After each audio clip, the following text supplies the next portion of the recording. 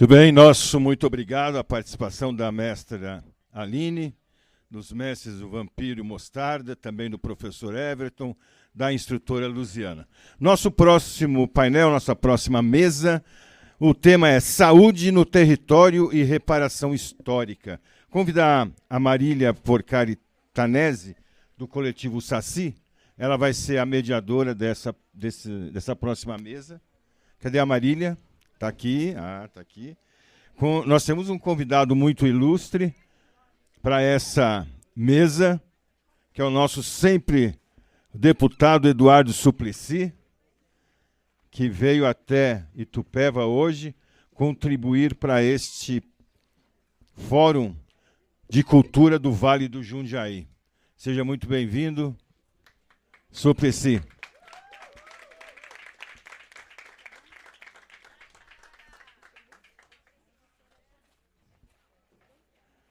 Participam também a Ana Alice de Oliveira, do coletivo Luminar, e ainda a nutricionista Janaína Januário, do Conselho de Saúde. Estão todos aí, por gentileza, ocupando os lugares aqui à frente.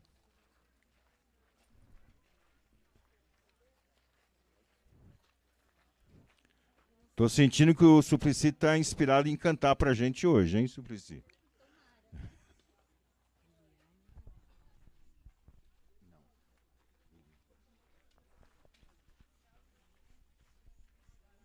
Gente, enquanto vamos organizando aqui, já quero agradecer por todo mundo que está aqui. Sei que está calor, a gente está aqui firme e forte como resistência, né? Então, quero agradecer todo mundo, agradecer quem esteve antes e trouxe falas tão importantes e que se juntam aqui com a nossa. A nossa mesa agora é Saúde no Território e Reparação Histórica. E o pessoal já começou a entrar no assunto ali. Nós estávamos com o Trovão, que conhece bem o trabalho da OSACI. Então, vou falar um pouquinho sobre isso e como a gente fecha e junta tudo isso, né? Eu sou da OSACI, sou jornalista, trabalho na comunicação lá. E a OSACI começou com a capoeira e hoje trabalha com saúde, bem-estar e qualidade de vida.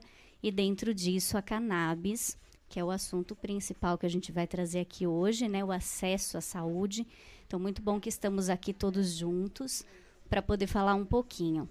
Os nossos convidados já foram aí apresentados, então quero apenas reforçar e convidar mais uma pessoa para participar com a gente. Vou começar com a Ana Alice de Oliveira, que é conselheira de saúde, é do coletivo Luminar, e que trata a terapia através da arte. Então, a cultura aí também se juntando com a saúde e tudo mais que nós estamos trabalhando aqui, né? Saúde, educação, cultura. Janaína Januário, que é nutricionista da rede pública e também conselheira de saúde, que vai falar um pouquinho também sobre o acesso à saúde. E nós temos a doutora Eliane Nunes, que está se juntando com nós agora, que é da SBEC, que é a Sociedade Brasileira de Estudo da Cannabis, e o deputado Eduardo Suplicy. Então, quero começar falando um pouquinho da importância de tratarmos aí sobre saúde, o acesso à saúde, né? Essa reparação histórica. Nosso colega terminou falando sobre o chazinho, as plantas e tudo mais. E a nossa reparação histórica começa justamente aí, de a gente trazer ancestralidade para a saúde, trazer essa cultura popular que também não é documentada, né, em relação aos chazinhos da vovó, e em especial esse estigma que a gente tem com a cannabis. Então, quero começar aqui já perguntando para os nossos convidados, né, para as nossas convidadas em especial que atuam no Conselho de Saúde, sobre o acesso à saúde. A gente sabe que temos um SUS abençoado, mas que nem sempre o acesso à saúde é tão fácil, é tão simples. Então, gostaria que a gente começasse falando sobre isso, sobre a gente ter acesso a médico, a medicação e a formas de nos cuidarmos. Quem quiser começar, fique à vontade. Posso falar por último, então? Pode ser sim. Pode começar.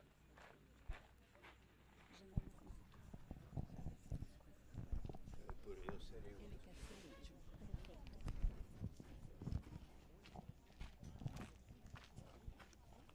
Boa tarde para todos, todas. Boa tarde, gente. Boa tarde. Ei, tá calor, o pessoal tá desanimado, não pode, né? Tá tem quente, que ter mas energia. Vamos ferver. Padre Ticão presente. Muito obrigada, né, por esse convite maravilhoso. Eu sou biógrafa do Padre Ticão, uma mulher 60 a mais, médica, privilegiada, né? Mas defendo os vulneráveis desde sempre, sou aposentada, servidora pública da saúde mental, atuante até hoje na reforma psiquiátrica e querendo que ninguém fique usando muito remédio, né, gente? Então, pensando em redução de danos, né? Eu que trabalhei a vida inteira com dependência de drogas, né? Posso afirmar, desde o meu lugar de pesquisadora, médica, paciente, usuária, que maconha é medicinal, certo? E quem quer maconha no quintal? Exatamente, nós precisamos querer ter maconha no quintal, como eu posso ter um louro, olha que delícia, um manjericão, uma hortelã, uma erva cidreira, não é? Somos descendentes de herveiras. Quem que é descendente de herveira aqui? Benzedeira. Então, temos que resgatar esse uso tradicional, que só tem 5.000 anos, né, gente? Então, tem lá um imperador lindo, maravilhoso, amarelo, chinês, e colocou a planta, né? Lá no primeiro livro médico, né? Ele era um imperador médico. Então, assim, dizer que ela é medicinal é chover no molhado, há 5.000 anos, assim, documentado na China, né? Mas a gente sabe que, né, a rainha do gelo também tinha, todo mundo tinha, naquela época onde se usava o chão, né? As plantas. Maravilhoso lugar aqui, gente, parabéns. É isso, a gente está se curando no verde. O verde é tratamento, né? E a cannabis, ela não é acessível. Não é. Mas ela não é porque é difícil de plantar no quintal? Bom, quem plantou alecrim, manjericão, né, sabe as dificuldades das plantas. Mas quem tem dedo verde sabe como lidar com as plantas, né? Então não é difícil, o que é a proibição. Então tudo que nós estamos hoje sofrendo e a falta de acesso é a proibição. E a gente tem que trazer isso, que qualquer cidadão pode escolher a saúde que quer, e pode, dentro da casa dele, fazer o que ele quer, né? Desde que ele não mate a mulher, né? Desde que ele não faça besteira com ninguém dentro de casa, porque geralmente são nossos queridos, né? Então a gente precisa resgatar o lado homem, o lado bondoso, o lado anfitrião, o lado protetor. E nós, mulheres da sociedade, né, nós estamos aqui na grande maioria. A gente tem que escolher direito os nossos representantes, de preferência mulheres não machistas, né? Porque tem muita mulher machista aí, reproduzindo o sistema patriarcal. E a planta, ela é tão sábia que ela é mulher, né? Então, de onde sai o óleo é da flor fêmea, né? Até o pessoal brinca no jargão, macho joga fora, né? Mas a gente não joga, não, porque tudo da planta é utilizável, inclusive a raiz.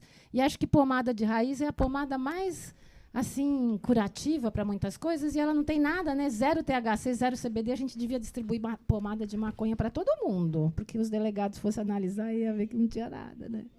E a gente sabe que maconha é medicinal até na raiz, né? Então é isso que nós precisamos aprender. A maconha está em tudo, está em todas as plantas, todas têm. Aí, é lógico, a superplanta maconha tem tudo, mais de 1.000 componentes, e ela tem 2 componentes que a gente produz, que é a ananda e o 2-AG. A ananda é prima do THC e o 2-AG é prima do CBD. Então, não podemos só dar CBD, porque nós precisamos da ananda. E ananda, em sânscrito, significa êxtase. Então, ela é a maior curadora. Então, é o THC. E eu brinco, né? Eu sou a primeira médica psiquiatra que prescreveu para uma criança autista, né? E sou a primeira médica a ser processada pelo Conselho Regional de Medicina e o Conselho Federal de Medicina. Então, o meu CRM é 61456. Para quem está publicando, por favor, coloque, senão eu vou tomar outro processo, certo? E eu sou uma pesquisadora independente, mas, né? Nasci na Unesp, em Botucatu, e fiz meu mestrado e meu doutorado na Universidade de São Paulo. Então, e sempre estudei em escola pública e valorizo o SUS e trabalho no SUS. Então, nós temos que defender a nossa água, a nossa energia, as nossas terras raras. E não só a maconha, mas a maconha é o motor bilionário. Então, nós estamos num momento que eu peço para que vocês entendam que o problema da maconha é econômico. Não é saúde, não é que ela faz tudo que ela faz. O problema é econômico. Então, quem for dono da maconha é dono do mundo. Então, nós precisamos ser a maconha do Brasil, gente. Precisamos ser donos da maconha. E precisamos ser donos das nossas terras raras e defender o nosso país, né? Porque é muito importante a gente ser muito claro nessa hora. Estamos em desobediência civil, muitos de nós. E eu brinco, até hoje eu estava aqui sambando, né, Ângela, lá na loja, na casinha. Ela falou, nossa, quem que fez esse sambinho? Eu falei, eu aqui agora, né? Porque acho que sim, tem que ter um movimento das mulheres e das mães, entendeu? Sem terra, que querem plantar maconha no seu quintal para os seus filhos. Precisamos, porque é fácil. E se não conseguir por N coisas, né, se morar no CEP errado, né, na favela, a gente pensar que a gente pode ter associações como o Saci aqui, a Mães Cunha, as Mães Jardineiras, a SBEC, né, na qual eu sou presidente, e tantas outras, né, que estão nesse país lutando para que os pacientes, quase 1 milhão, tenham acesso à planta. Não é o sintético, não é o purificado, não é o transformado, é a planta. Porque a planta não pode ser patentizada, né? Por isso que ela é demonizada. Ninguém pode ir lá e falar, eu tenho patente. Não tem, não. Pode ter do processo, talvez, mas da planta, não. A planta é de Deus. Assim como a água, assim como o ar que a gente respira. A gente tem que saber o nosso valor. E, nesse momento, eu estou aqui agradecendo mais uma vez a participação, dizendo que é muito importante. Semana que vem, a gente tem um outro encontro na Expo ABC. A gente está defendendo a terra, o ar, a poluição zero, né, e a sustentabilidade de famílias, porque é nossa família que está sofrendo, é o pobre. Se a guerra chegar aqui, é nossos filhos que vão.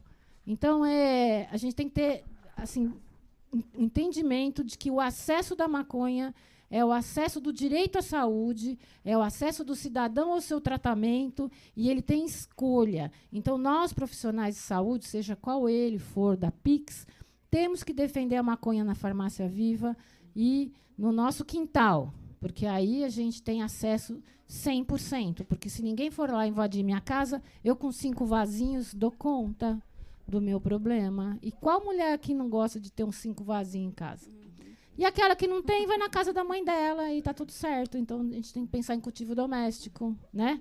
Cultivo familiar, agricultura familiar.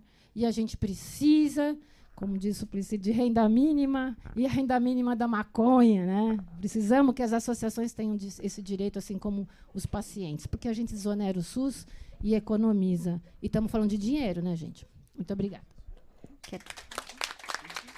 Obrigada, doutora. E quero apresentar para vocês também, nós colocamos junto conosco Ângela Boim, que é coordenadora da FACT, que é a Federação de Associações de Cannabis Terapêutica. E hoje o assunto, como vocês viram, é o acesso mesmo à saúde, tão importante, e a gente retornar ali para a nossa ancestralidade, poder falar desse acesso livre. E uma coisa muito legal que está rolando é que a gente ia ter uma mesa, nós não temos nem mesa, nós estamos em roda, com acesso também à informação muito tranquilo, muito livre. Ninguém precisa ficar com vergonha de participar, é chegar e colar aqui com a gente, participar e conhecer um pouquinho mais. Então, quero agradecer todo mundo que está chegando e participando aqui com a gente. E abro novamente para vocês falarem um pouquinho sobre o acesso à saúde. A Jana vai falar agora. Gente, é um prazer enorme estar aqui com vocês, né, no 3º Fórum do Vale do Jundiaí. Hoje é aniversário de Itupeva, e 61 anos a cidade, uma cidade nova, com uma potência gigantesca. E eu acho que o que a gente pode dar de presente para Itupeva hoje é isso, fortalecer políticas públicas, né? Colocar a cannabis no SUS. E eu sou nutricionista, vou contar um pouquinho do meu dia a dia. Eu sou nutricionista, sou concursada na rede, há 17, acho que 18. Tempo, né? 45 mais.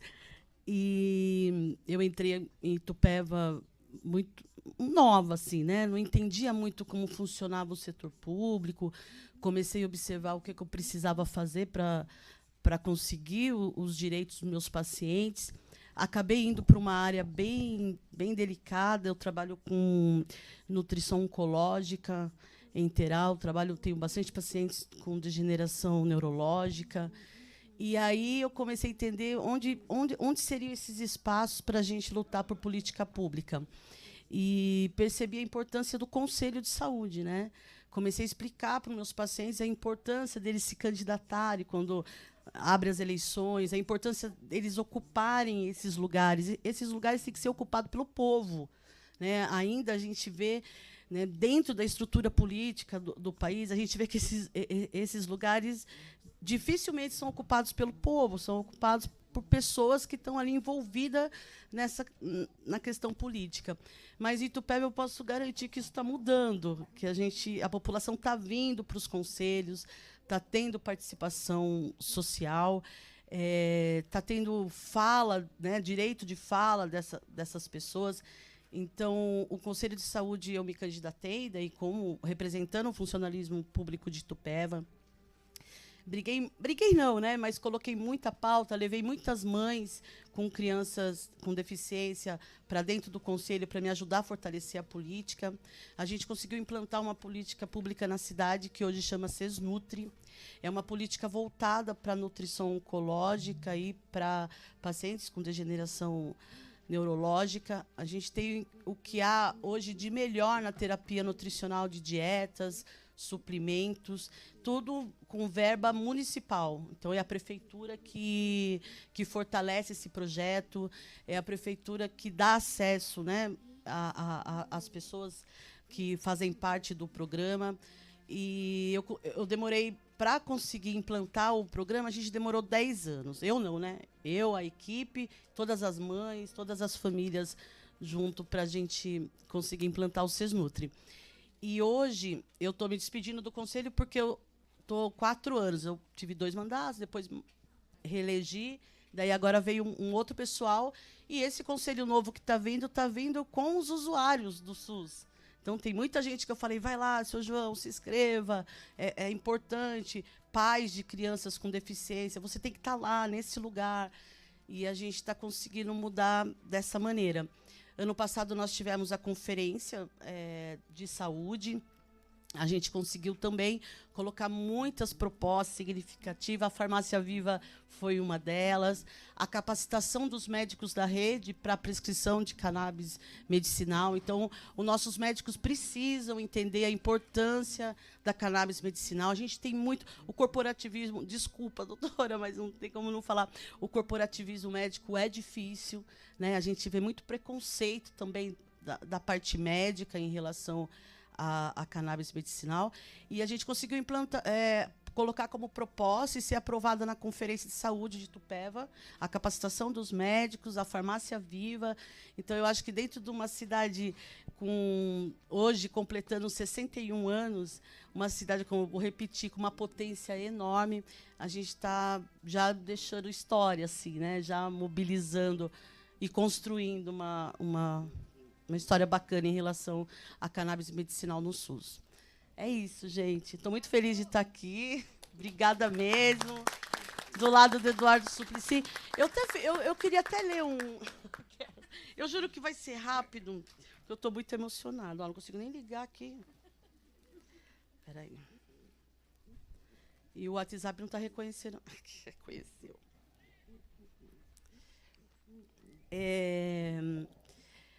Eu quero falar uma fala direta, né, com uma pauta fundamental defendida historicamente pelo senador Eduardo Suplicy, senador, deputado federal, vereador, a renda básica. Falar de renda básica é falar de saúde, porque ninguém adoece só por falta de médico, gente. Eu trabalhei com muitas crianças que a única refeição era merenda. Agora, é difícil, emocionei.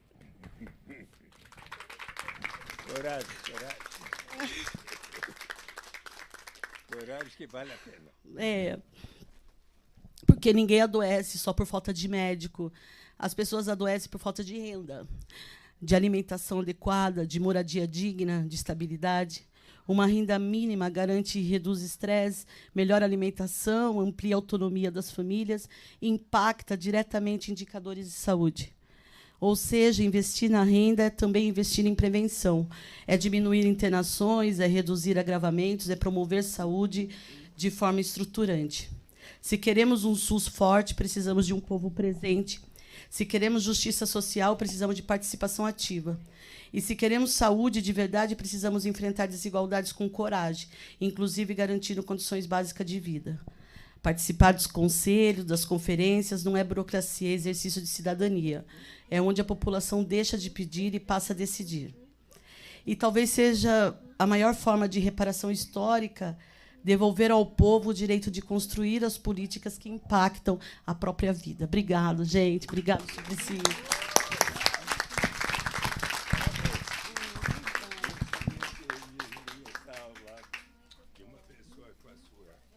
Eu que estou do lado de uma pessoa maravilhosa, uma mesa maravilhosa. Para você. Obrigada, Janaína. E qual é esse aqui, então? Esse aqui está funcionando. Esse está funcionando pra caramba, né? E, gente, só para falar, eu sei que vocês já estão ouvindo banda, música, e a cultura é assim mesmo. Ela acontece o tempo todo, enquanto a gente luta pela saúde, enquanto a gente está aqui debatendo política, a cultura está acontecendo também, né? Então, a gente está num movimento aqui, num ecossistema muito vivo, ainda bem. Quero pedir agora para a Analice da sua contribuição também conselheira, né, do Coletivo Lumiar, que trabalha com arte, com terapia também. Então, gostaria que você desse sua contribuição. Ele tem um delayzinho, mas acho que nem esse delay. Som. Bom dia a todos. Obrigada, e todas e todes.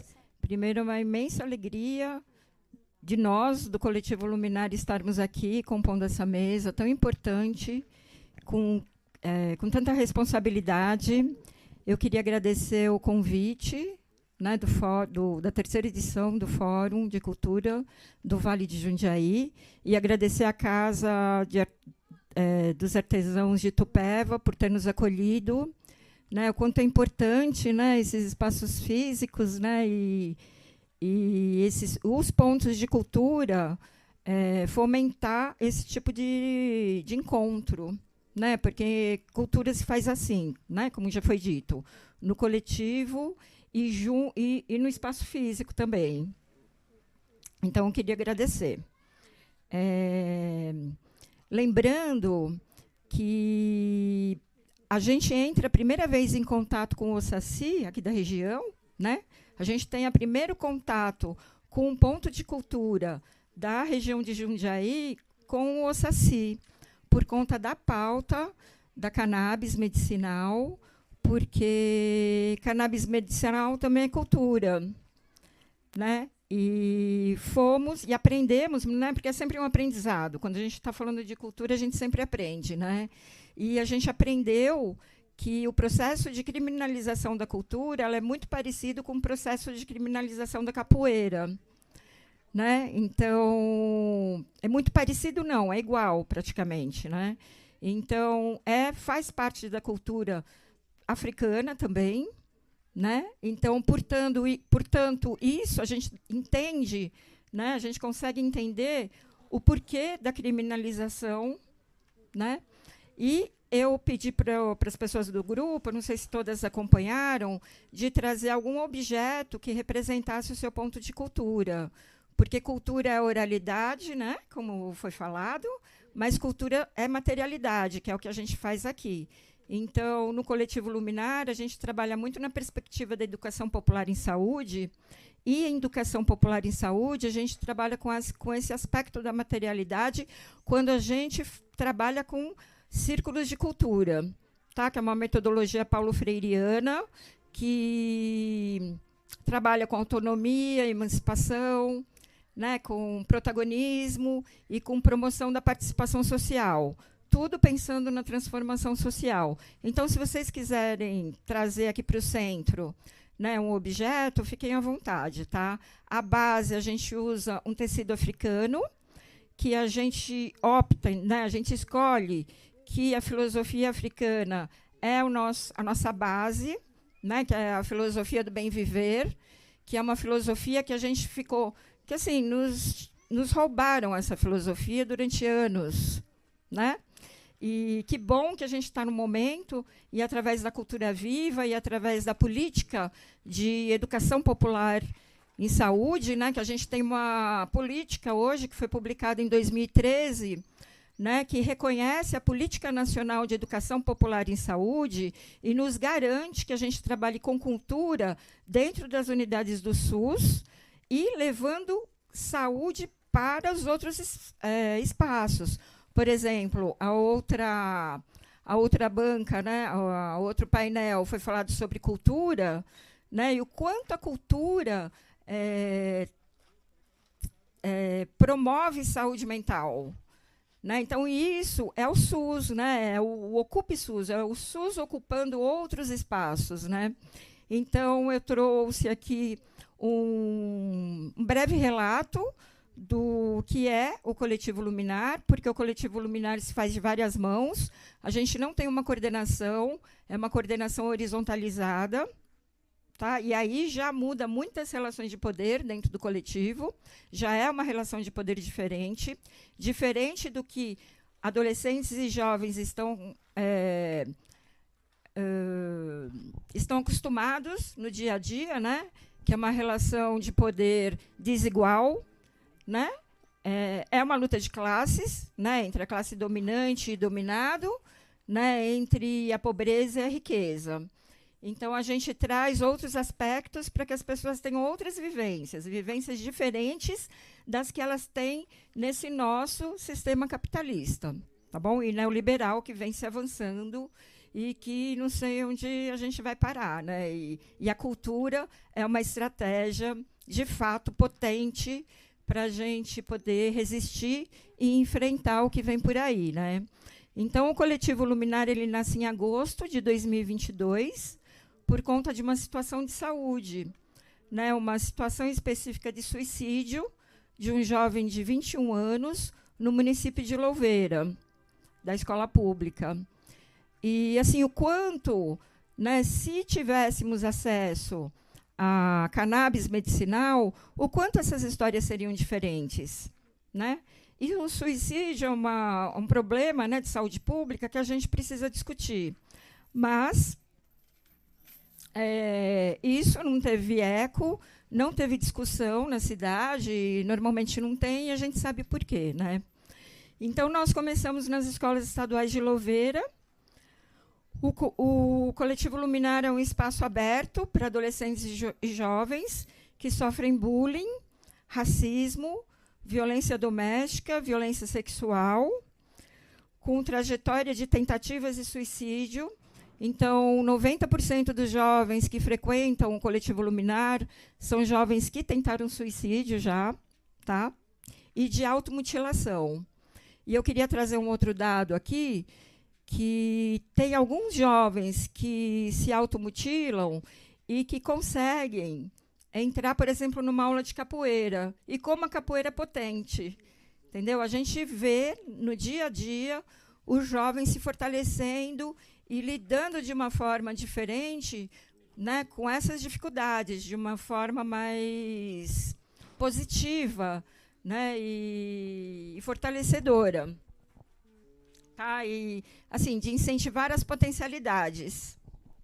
Acolhemos também, muito importante, a gente acolhe também vítimas de comunidades terapêuticas, tá, que são vítimas que sofrem violência, né, que, inclusive, foram testemunhas de assassinatos em comunidades terapêuticas.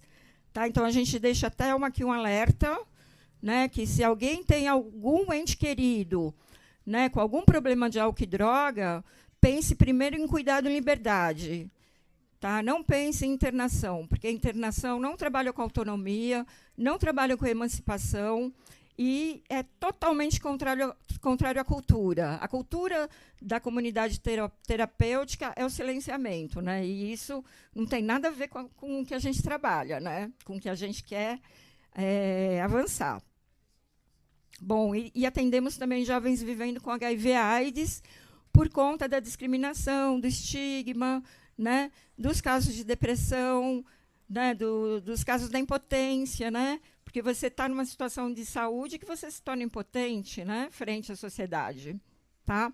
Então, a gente fala de boca cheia que a gente faz cuidado em liberdade. E a Jaque está aqui para confirmar. Tá? Queria que você estivesse sentada aqui com a gente. Fazemos parte do OCUP, SUS Juventudes, que é o Observatório de Práticas, e que a gente traz todas essas oralidades para um livro que a gente foi muito ambicioso e fizemos uma publicação através do Instituto de Saúde, ao qual o OSACI traz a experiência, né, fala dessa intersecção, né, da criminalização da maconha e da criminalização da capoeira, isso a década de 20, né? Eu acho que o OSACI pode, vocês que são da capoeira podem explicar melhor, né? Inclusive a Ângela que vai falar, né? Que bom, a gente está muito honrado de estar aqui nessa mesa e que ela traz o depoimento dela, e ela e a filha dela são autoras do livro, né? Então, a gente precisa divulgar, né? A gente fala que é a nossa Bíblia da saúde sexual e reprodutiva. Tá? Então, vamos trabalhar nessa evangelização. Que mais? Estou nervosa, gente. A gente também faz parte da Frente de Libertação Antimanicomial. Por quê? Porque somos anticapacitistas, anticapitalistas, porque a gente tem uma outra narrativa, a gente trabalha contra o sistema neoliberal, porque o sistema neoliberal produz doença e a gente produz saúde. Né? E o SUS é a política mais anticapitalista que a gente tem. Então, a gente tem que defender o SUS mesmo, né? Porque é isso que faz com que a gente resista. Tá bom? A gente é antirracista, anticapacitista, antimachista, né? E, portanto, por sermos tudo isso, a gente é antimanicomial. Porque se a gente for racista, a gente é manicômio, né? O manicômio está dentro da gente. Se a gente é capacitista, o manicômio está dentro da gente. Se a gente é contra a cannabis, né, que é uma coisa boa, que já foi comprovada, né, que tem aí um lobby das indústrias farmacêuticas e um lobby da saúde mental mesmo, né, de quem é proibicionista, né, porque cannabis é uma coisa que resolve, que melhora. A gente tem vários depoimentos, né? Então, a gente sabe que quem tem essa atitude tem um manicômio dentro de si. O manicômio está dentro da gente. Então, a gente tem que sempre olhar para dentro de nós para a gente ir contra isso, né? Porque a gente quer o bem viver. A gente quer o bem viver dos nossos entes queridos, né? Bom, e por tudo isso, a gente considera a cultura como direito. Né? Por isso que tem a Política Nacional de Cultura, ainda bem, né? Que é uma cultura recente, mas que a gente conseguiu. Foi o movimento social que conseguiu construir a Política Nacional de Cultura, né? E o programa Cultura Viva. Tá? Só quem faz cultura viva que consegue, de fato, construir uma política. Tá? E cultura é muito mais que isso também. Cultura é promoção da segurança. Né? A gente fala de Conselho de Cultura, de Conselho Nacional de Saúde e tal, mas eu quero lembrar aqui que segurança pública, o financiamento é 30%. 30% para o militarismo. Tá? E 3%, que seria uma coisa que resolveria, porque traria uma sensação de segurança e faria com que as pessoas refletissem, né, sobre si mesmo, né, sobre como lida com as diversidades, como o professor falou muito bem aqui, né? Então, assim, a gente financiar segurança é financiar cultura. Então, a gente tem que lutar para que esse financiamento aumente. Tá? Quando a gente fala, então, do ponto de cultura coletivo luminar, a gente fala em 3 componentes importantes para a formação dos adolescentes e jovens. E daí eu quero salvar aqui, eu dei um salve para a Casa de Artesãos, né?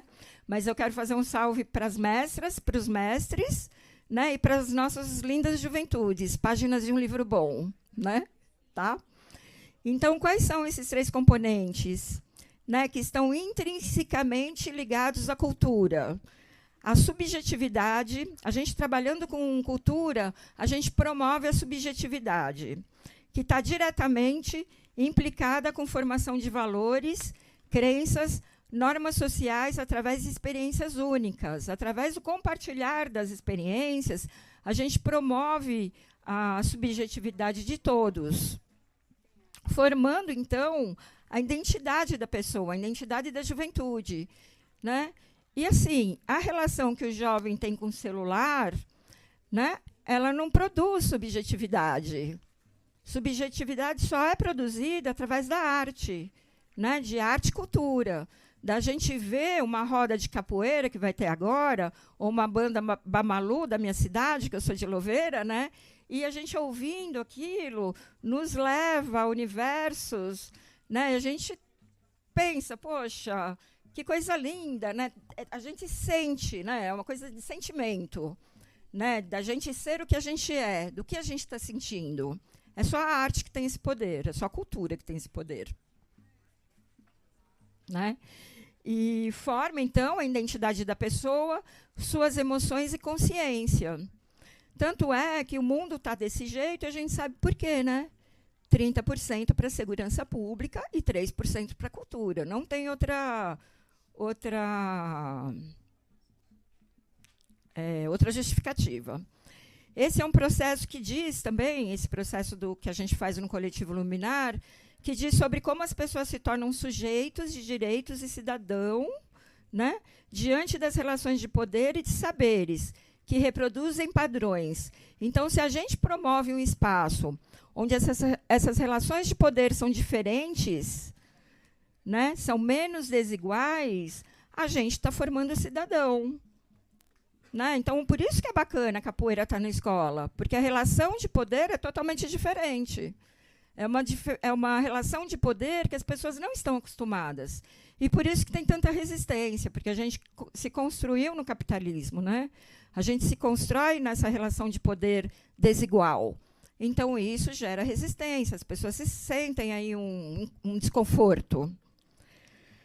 Né? E reproduz padrão, tudo isso, todo esse padrão desigual reproduz as desigualdades. Né? Um outro componente importante é a ancestralidade, né? Que promove o aterramento, o nosso aterramento, né? Promove o nosso pertencimento. Se a gente não está se sentindo pertencente, né? A gente, vai na onda. Acho que vocês viram o filme A Onda, né? É isso, a gente vai na onda. Oi? Não, porque a gente nem sabe o que a gente é, na verdade, né? Ou, né, a conexão com a terra, que é fundamental para a construção da identidade, da resistência, como é que se chama? Desculpa. Como a Janaína falou, e a saúde psicofísica.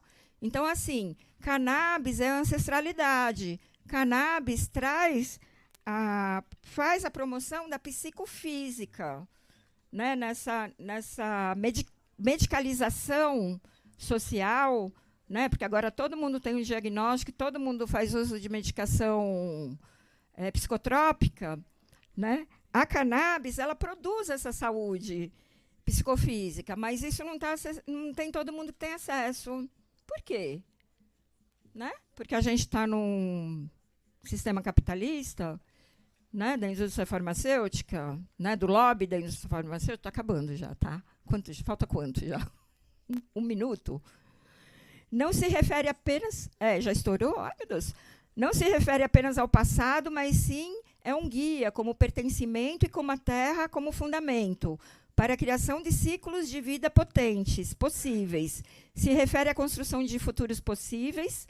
São fatores que, de fato, definem quem nós somos. Não tem outro fator que define quem a gente é. É só através da cultura. Tá?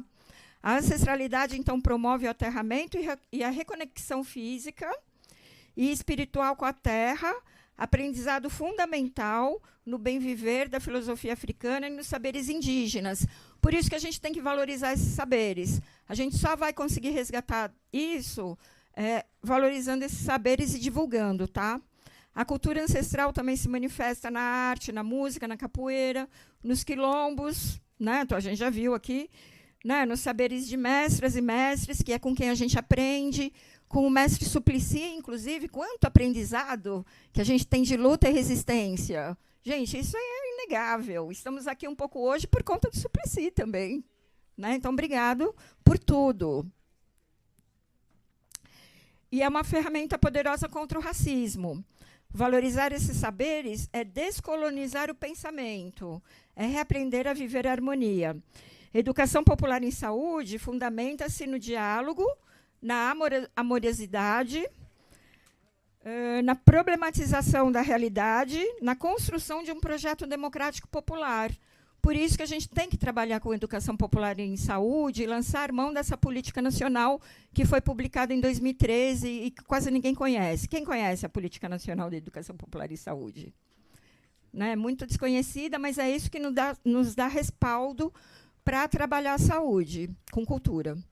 A educação popular também fomenta a participação popular, gestão participativa, o controle social, né? E a humanização do cuidado, baseando-se na troca de experiências, que é o que a gente está fazendo aqui, e valorizando a nossa ancestralidade. Ou seja, um cotidiano capitalista cheio de relações de poder desiguais, na economia popular solidária, a produção pactuada é de forma coletiva, colaborativa, e são pactuados no grupo do Coletivo Luminar, que a gente trabalha com EPS, tá? Como geração de renda, como vender, e como o lucro será dividido entre nós. Tá? Entre nós, não, que eu estou me incluindo, mas é entre os adolescentes e jovens. Tá? Por isso que eu tive que trazer isso aqui.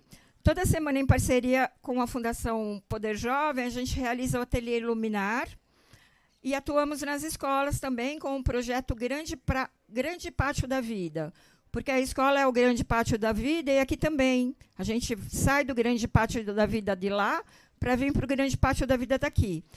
E nos intervalos a gente faz oficinas de arte, tá? Oficinas onde qualquer adolescente pode participar de onde quiser. Né? A gente não valoriza a estética e nem pontuação, nada disso, porque já tem muita competição, né? E também, se não quiser participar de nada, também beleza. Se quiser observar, também é valorizada. Tá? Tá. Não, já estou terminando. É a última folha aqui da minha parte. Tá. Por quê? Ah, tá bom. Então, a gente trabalha com círculos sagrados de cultura e economia popular solidária. E é isso, gente. A gente trouxe aí um folder para vocês conhecerem. Quem quiser participar, está aberto. Inclusive, participar do Ocupe Suas Juventudes, tá? Obrigado. Prazer, muito bom. Alô? Aí está funcionando agora. Gente, desculpa interromper, mas é que como a gente quer a participação assim de muita gente também, a gente quer ouvir vocês, né? Então tive que dar uma abreviada. E quero agradecer todo mundo que colocou aqui para participar também, a sua representatividade. É muito legal a gente ver que tem livro, tem skate, tem muita coisa, tem música. Então quero convidar vocês a estarem participando aqui com a gente. Agora eu gostaria que a gente falasse um pouquinho com a Ângela Boim, que é coordenadora da FACT, que possa falar aqui para a gente sobre a importância das associações e do acesso à cannabis medicinal. A gente sabe que é uma evolução. Antigamente a gente precisava importar, a gente ainda tem muitas barreiras para que consiga acessar, então gostaria que você falasse um pouquinho. Obrigada. Bom, boa tarde para todos. Já são 1h40, tem até o pessoal comendo uma saladinha gostosa, tem a Grazi ali com os cookies dela também à venda, né? Tô vendo aqui o pessoal se resolvendo.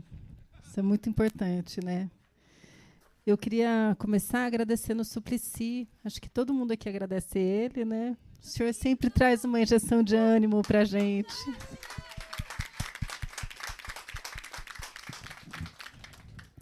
Eu fico muito feliz sempre, porque a gente tem N dificuldades na vida, né? Ao longo da vida, no cotidiano. E quando vê ele sempre lutando, enfrentando dificuldades maiores, e até por questões ideológicas, né? Como foi trazida a questão da renda mínima, e outras questões de justiça social e de inserção social, né? O Suplicy sempre foi presente. E acho que o maior marco ainda para mim é ver ele no show do Racionais. Eu fui sozinha no show do Racionais como mulher depois disso, que foi empoderador, né? E trouxe um debate que era muito marginalizado, né? Que as culturas de periferia. E, bom, por mais que se pergunte sobre associação, as associações são um caminho, né, a se seguir. Mas ele começa pela união de pessoas, né? São pequenos coletivos, pessoas que se identificam, pessoas que buscam uma causa juntos, né? E nessa união decidem pelo enfrentamento. E isso não é só para a questão da maconha, isso é para tudo, né? Então, quando a gente vem aqui, por exemplo, eu tinha até preparado aqui uma fala, mas eu ia trazer 2 conceitos, né? Um conceito de cultura e um outro conceito de ancestralidade. Que a cultura é o conjunto de saberes, práticas, valores, símbolos, crenças e modos de viver construídos coletivamente por um povo ao longo de um tempo. E a ancestralidade é a ligação com quem veio antes, não só no sentido biológico, né, de família, mas também espiritual, histórico, político e cultural. E quando nós juntamos os 2 conceitos, a gente fala sobre a continuidade de saberes e identidade transmitida entre gerações, né? Acho que uma das maiores violências que uma pessoa que nasce numa família e tem condições de conviver com a família pode sofrer é o roubo dessa identidade, né? E uma dessas identidades que tem sido roubadas das famílias e roubadas de nós é essa identidade do cuidado, de saber cuidar, de como cuidar, e sempre trazendo essa questão das relações familiares, né? Então, vivendo numa sociedade patriarcal, o cuidado ele tem ficado na mão das mulheres há muito tempo, né? E, ao invés de ser um cuidado que muitas vezes traz uma presença prazerosa, ele acaba trazendo um peso, né? O padecer no paraíso é algo reconhecido por muitas mulheres, né? E não tinha essa necessidade de ser assim. Até quando o Suplicy fala da renda básica, é uma questão que envolve diretamente as mulheres, né? Porque esse cuidado, não só o cuidado da casa, mas as responsabilidades acabam ficando sobre nós, né?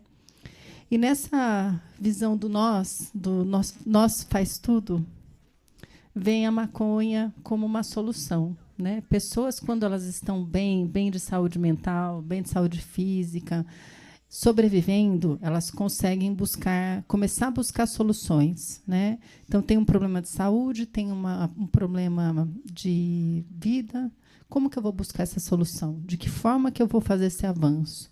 Isso é um desafio para a mente, né? Existem muitas ferramentas na nossa cultura que podem trazer esse empoderamento de mente. Eu até trouxe aqui o meu crochê, porque ele é um exercício que eu faço na minha vida desde que eu me conheço por gente. Acho que a primeira vez que eu lembro de ter uma pecinha de crochê eu já tinha 6 anos, pronta, um guardanapinho da vovó.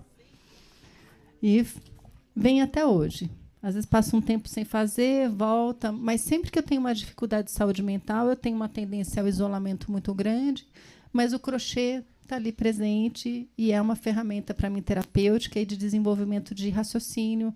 E eu penso muito em estratégia quando eu estou com o meu crochê. Então, a minha filha nasceu numa condição do espectro autista, de que forma trazer soluções para ela e para mim também. Então, nos centros de saúde e mesmo na sala de espera, de pronto-socorro, de centro cirúrgico e tudo mais, o crochê sempre esteve junto. E foi a ferramenta que me manteve mais tranquila para aguardar. Chegou um momento que o crochê não respondeu mais. E a maconha passou a ser uma alternativa. E quando ela passou a ser uma alternativa para a saúde da minha filha e também para a minha saúde, veio a dificuldade. De que forma? Isso em 2015. Então, de que jeito que a gente ia ter esse acesso? E eu fui tentar resgatar na minha cultura. Eu fui atrás de livros, eu fui atrás de livros de medicina antigos. O primeiro livro que eu achei foi um livro publicado, usado na Universidade Federal do Rio de Janeiro, publicado em 1880, falando do uso medicinal da maconha, como a gente faz. As técnicas de extração, os diagnósticos eram diferentes. Então, no caso, não tinha o Parkinson, ele tinha tremores. né, pelo envelhecimento. Então, os sintomas muito clássicos de autismo, de câncer, de Alzheimer, de Parkinson, de várias condições que a gente sabe que tem o uso, e ensinando as extrações. Então, o cultivo de uma planta e as extrações. E a cultura em casa, que veio junto com o isolamento por conta do espectro autista e trouxe essa exigência de buscar soluções dentro de casa, a jardinagem veio como uma solução muito, muito positiva, muito bacana. Isso de tem que ficar trancado em casa, então eu vou transformar esse cuidado maçante num cuidado prazeroso. Então, a maconha ela proporcionou isso para a gente em casa. Começou o cultivo, não tenho que conviver com os outros, eu não tenho que ir na farmácia com uma criança em crise, se debatendo, nada disso. Eu vou no meu quintal e, quando ela está bem, ela me acompanha. E isso foi muito bom, porque até essa cultura de cultivo orgânico eu pude ensinar para minha filha o que é uma minhoca, o que é... Essa noite até eu vi lá um besourinho vira bosta e já vira... É motivo de piada, né, de brincadeira, mas traz muita recordação para as pessoas que viram o besourinho, que aprenderam a brincar com eles, o bicudinho, a joaninha. Então, são contatos com a natureza que fazem parte da nossa cultura familiar e é uma cultura de cuidado. E é uma cultura divertida, né? Então, vai ter o cachorro, vai surgir um bicho, como que a gente vai ensinar esse cachorro a caçar com a gente, a ser cuidador, e tudo passou a se transformar numa grande brincadeira em casa. Mas isso a partir da vontade de buscar uma solução natural e que realmente fosse eficaz para a gente. Essa cultura antimanicomial que a Ana trouxe, ela é necessária, e a gente só vai conseguir falar dela, de fato, quando a gente estudar e ouvir histórias. Então, aqui no interior de São Paulo, a gente teve o fechamento de muitos manicômios. E esses manicômios tiveram sobreviventes, e esses sobreviventes conviveram com a gente. Quem teve a oportunidade de ouvi-los, e ainda existem pessoas vivas, né? São situações muito dramáticas. Então, quando a gente vê o espectro autista, tem que buscar uma solução, né? Uma solução que traga oportunidade de desenvolvimento. Então, a maconha ela não veio trazer essa oportunidade só através de um remédio ou de um óleo pronto. Ela trouxe a oportunidade através do cultivo, da jardinagem e do desenvolvimento de outras habilidades. Então, como fisioterapeuta, eu falo assim com muita propriedade, né? Desenvolvimento de coordenação motora fina de uma criança do espectro autista, ele é mais difícil. Quando você vê uma criança autista que pega uma minhoca sem amassar ela, é uma vitória. Que pega uma agulha de crochê para brincar, mesmo que não consiga fazer, mas que tente, é uma vitória. Que pega uma plantinha e planta e fala, é meu remédio, né? Do jeitinho dela, é uma grande vitória. Então, são consciências para uma vida inteira e não uma necessidade de atendimento só daquele momento. E é um desenvolvimento que vem para sempre. Então, as associações, quando você tem histórias como essa que se juntam, elas tanto podem fazer esse cultivo coletivo, como é o caso aqui da Ossaci, como ela pode incentivar o cultivo doméstico. O que traz de segurança uma associação é você ter esse coletivo fortalecido para fazer os enfrentamentos. Então, a gente tem preconceitos na sociedade, só que o mesmo preconceito que te isola é o preconceito que vem querer te criminalizar. Né? É muito perverso isso. Então, é necessário que as pessoas estejam se fortalecendo nos coletivos. E são esses coletivos que garantem esse avanço, e esse avanço com muita pressão, porque quando a gente se une com políticos como o Suplicy e outros que não só são abertos para conversar sem preconceito sobre o assunto, mas eles também estão buscando soluções de legislação e de empoderamento. Então, nós temos que continuar trabalhando essa união para que todos possam construir uma sociedade melhor e construir conceitos melhores, né, para todos. Obrigada, viu, gente? Agradecer muito pela colaboração. E agora a gente já tinha combinado aqui em off, eu e ele, que ele seria o último, tá? Não preciso apresentar muito, a gente vai falar agora com o Suplicy, um grande defensor das causas necessárias, né, únicas. Falamos de renda, falamos de saúde, e ele engloba tudo isso, então vou deixar ele falar aqui à vontade. Fica à vontade. O que funcionar.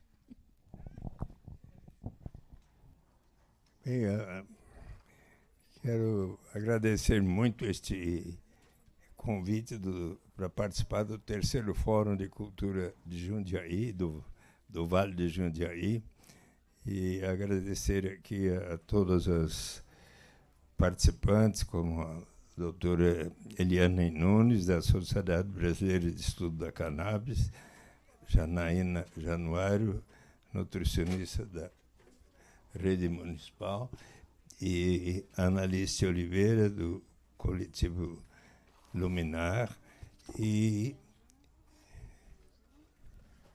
a Ângela Abuim, coordenadora da FACT, de maneira que eu estou realmente muito feliz. Posso deixar esse livro aqui? Bom, põe aqui. Obrigadíssimo por esse livro tão especial. Então, eu preparei aqui um texto, porque não é. Eu estou muito feliz de voltar aqui a visitar Itupeva em um momento tão especial para a participação no 3º Fórum de Cultura do Vale do Jundiaí e compartilhando o espaço com pessoas especialíssimas, como a Analice Oliveira, do coletivo Luminar, Janaína Januário, do Conselho de Saúde de Itupeva, doutora Eliana Nunes, da Sociedade Brasileira de Estudo da Cannabis, a Marília Tenés, da Associação OSACI. E quero dizer o quão honrado estou para discutir um assunto de profunda importância para a sociedade brasileira, a saúde no território e a reparação histórica aos povos aqui hoje bem representados, que vêm sendo há muitos anos afetados por políticas públicas equivocadas. Para começar, quero compartilhar brevemente minha jornada com o Parkinson, pois a cannabis transformou minha qualidade de vida. Eu, após as eleições de 2022, visitei o meu médico geriatra, doutor Nelson Carvalhais, e depois dos diversos exames, ele me disse: olha, Eduardo, você está com uma leve doença de Parkinson. Não sabia bem o que era, mas iniciei o tratamento convencional com o Prolop e diversos outros remédios, que ainda tomo, muitos deles, e foi então que eu conheci o trabalho da Associação Cultive, liderada por Cidinha Carvalho, mãe da Claren, uma jovem com síndrome de Dravet, que melhorou muito a partir desse tratamento artesanal. Também fui conhecer o trabalho de outras associações. Eu estive em Franca para conhecer a Flor da Vida. Recomendo a todos vocês de estarem lá, porque para mim foi ouvir um testemunho formidável de mães, de pais que descreviam como seus filhos, seja com autismo, com outras doenças, as mais diversas, tinham melhorado tanto com a cannabis medicinal. E então eles hoje atendem mais de 20 mil pessoas no Brasil inteiro, e dentre as quais eu, que tomo 3 vezes ao dia, de manhã, café da manhã, 8 gotas, almoço 8 gotas, jantar 8 gotas. E veja bem,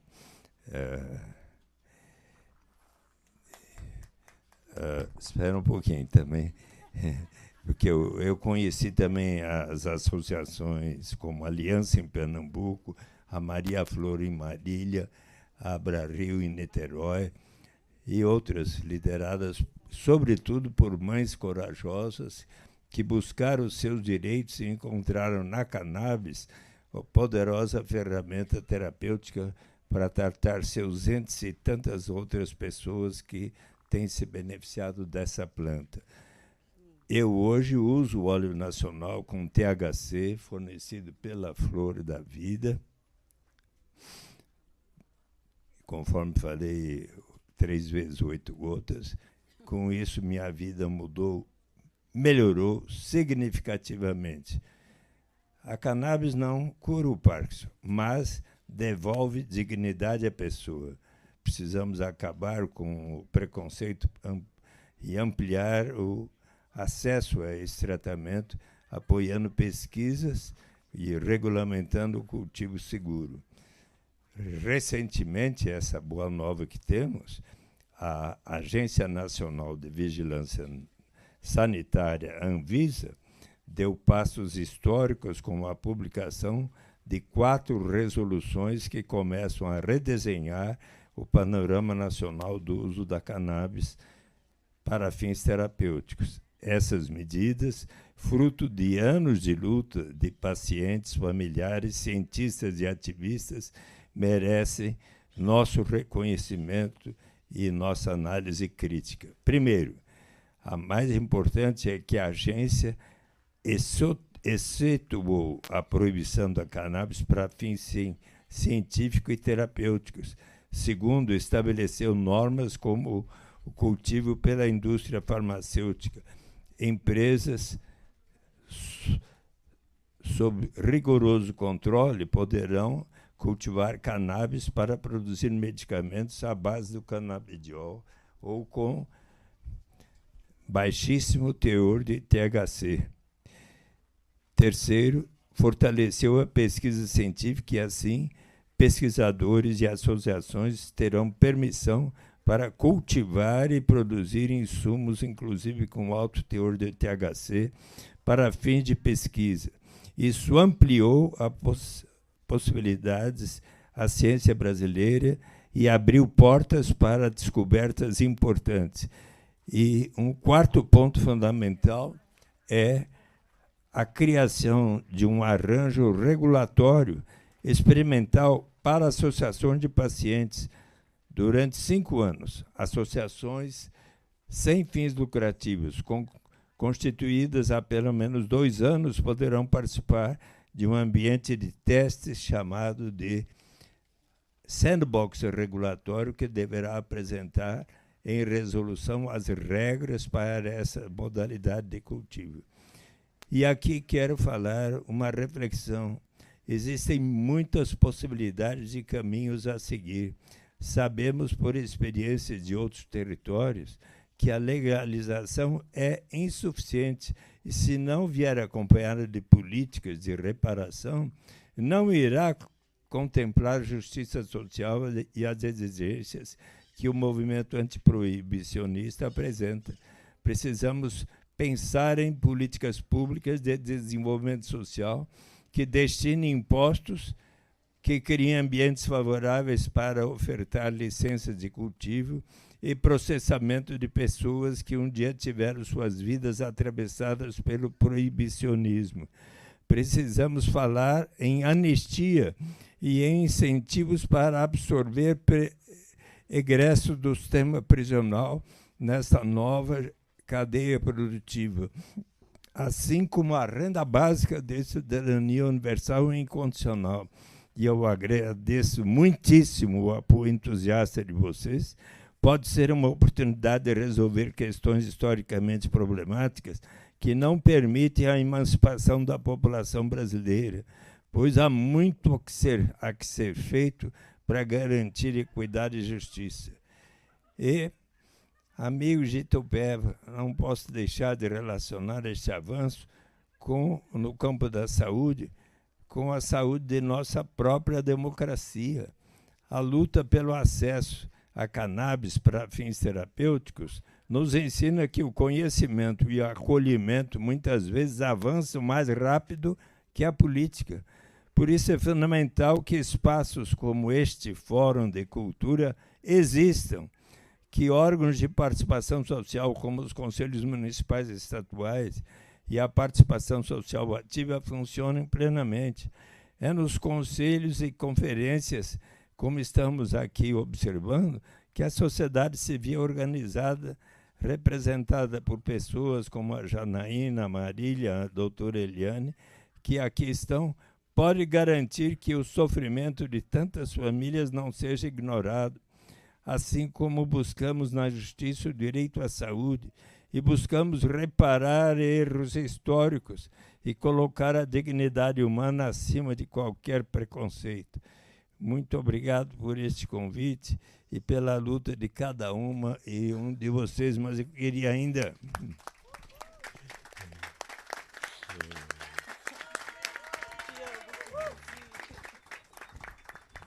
Olha, eu vou levantar um pouquinho.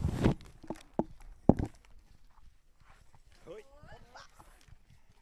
Opa!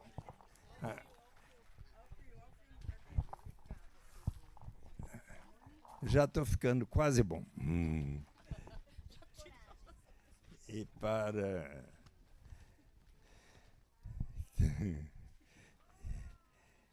Sabe, eu tive... Acho que quase todos nós brasileiros, latino-americanos, povos da Ásia, da Europa, da África, do Oriente Médio, dos Estados Unidos, das nossas Américas. Eu, pelo menos, estou muito impressionado. Como é que pode um presidente da nação mais poderosa do mundo, depois de ter ganho uma eleição onde ele disse que não iria mais provocar e promover guerras, que não para de promover uma guerra atrás da outra. Eu fico lembrando, sabe de quem? Daqueles grandes líderes da não violência pela paz, que diziam que as coisas poderiam se transformar sem violência, como Martin Luther King, Nelson Mandela.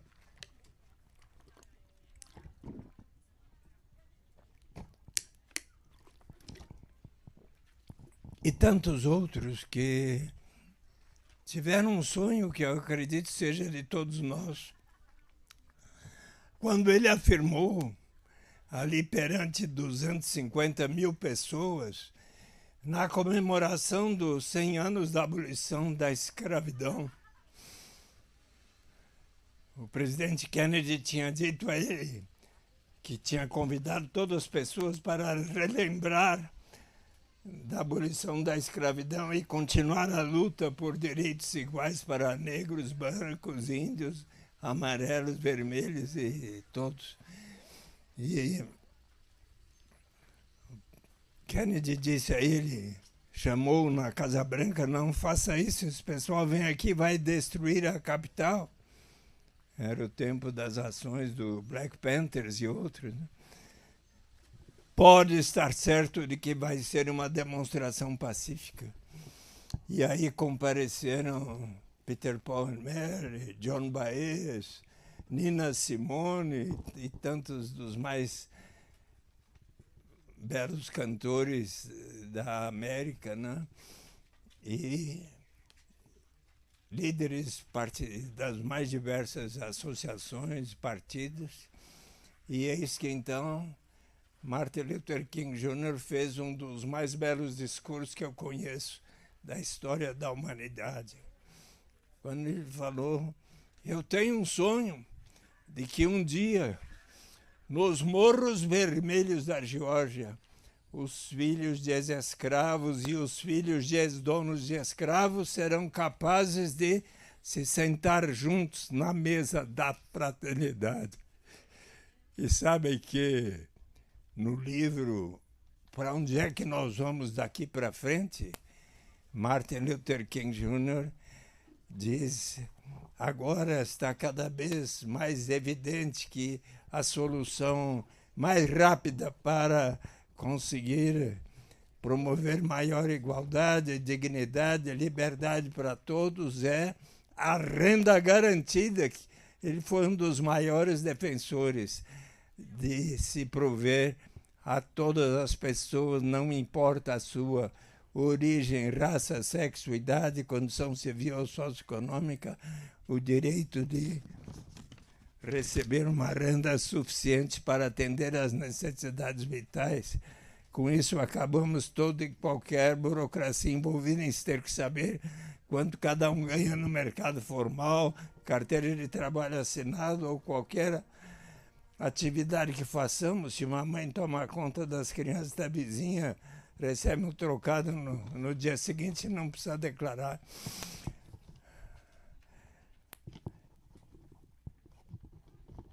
Eliminamos, então, toda e qualquer burocracia, qualquer estigma ou sentimento de vergonha da pessoa precisar dizer eu só recebo tanto, por isso mereço tanto. Mas qual é a principal vantagem? É do ponto de vista da dignidade e da liberdade do ser humano, de que nos fala Amartya Sen em desenvolvimento como liberdade. Desenvolvimento, se for para valer, precisa significar maior grau de liberdade para todos.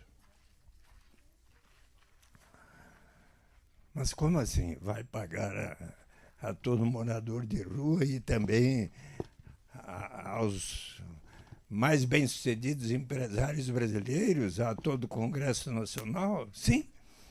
Obviamente, os que temos mais, vamos colaborar para que nós próprios e todos os demais venham a receber. A principal vantagem é justamente a que nos conta Amartya Sen, lembrando de quando ele tinha 10 anos de idade. Seu pai era um bom professor em Dhaka, onde hoje é Bangladesh, mas era Índia na época. E moravam numa boa casa. Certo dia, brincando no jardim da sua casa, eis que de repente entrou um homem gritando por socorro, esfaqueado nas costas. Ele chamou para o seu pai, que logo veio, e levou acompanhou seu pai, levando-o para o hospital, aquele homem. E ele disse no caminho, bem que minha mulher tinha me avisado para não vir a este lugar tão perigoso, caracterizado por lutas étnicas, mas não tive outra alternativa senão de ir aqui encontrar um trabalho que pudesse dar o sustento da minha família. Só que, ao chegarem no hospital, teve uma forte hemorragia e faleceu. Conclui Amartya Sen, tipicamente este homem não tinha liberdade real. Precisou colocar sua saúde e vida em risco. Certo dia, convidado por uma freira e algumas prostitutas para ir até o Parque da Luz, ouvir lá o depoimento. Eu estava sem dinheiro para alimentar meus filhos, vim aqui vender o meu corpo, me prostituir.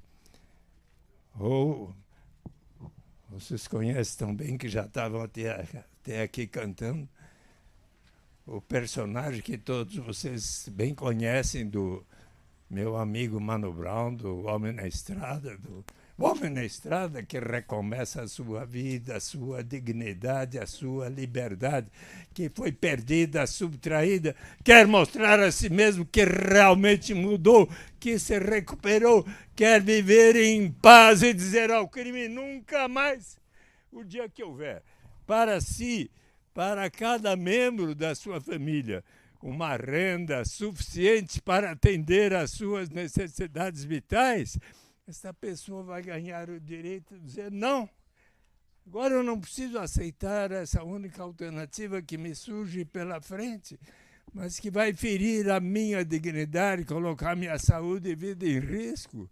Eu agora vou poder aguardar um tempo, quem sabe aqui fazer um curso com essas professoras formidáveis, até que surja uma oportunidade mais de acordo com a minha vocação, com a minha vontade. É nesse sentido, pois, que a renda básica universal vai elevar o grau de dignidade e liberdade real para todos. E já é lei no Brasil, mas vocês não estão recebendo ainda não, porque quando apresentei a proposta, o relator, senador Francelino Pereira, estudou bem o assunto e me disse: Eduardo, é uma boa ideia, mas você precisa torná-la compatível com a lei de responsabilidade fiscal. Para cada despesa precisa ter a receita correspondente. Que tal você aceitar um parágrafo que diga que será instituída por etapas a critério do Poder Executivo, começando pelos mais necessitados, como faz o Bolsa Família? Achei de bom senso, aceitei, e assim foi aprovado por quase consenso. Todos os partidos aprovaram. E agora? Só falta aplicar. E, felizmente, eu tive 2 encontros com o presidente Lula. Um dia, quando ele anunciou, já vai terminar. Terminando. Vai entrar a banda. E então, o que o Lula me disse em nossos últimos 2 encontros foi: Eduardo, está chegando a hora da renda básica universal. Depende de vocês. Toda a força. E parabéns e força também para conquistar a saúde com a cannabis medicinal. Tá bem? Toda a força. Gente, agradeço a todos. A gente está movimentando aqui para seguir com o nosso cronograma, tá? Então, nossa conversa, nossa troca vai ser informal. Agradeço muito, deputado. Obrigada pela troca. E convido todo mundo a continuar aqui e participar com a gente.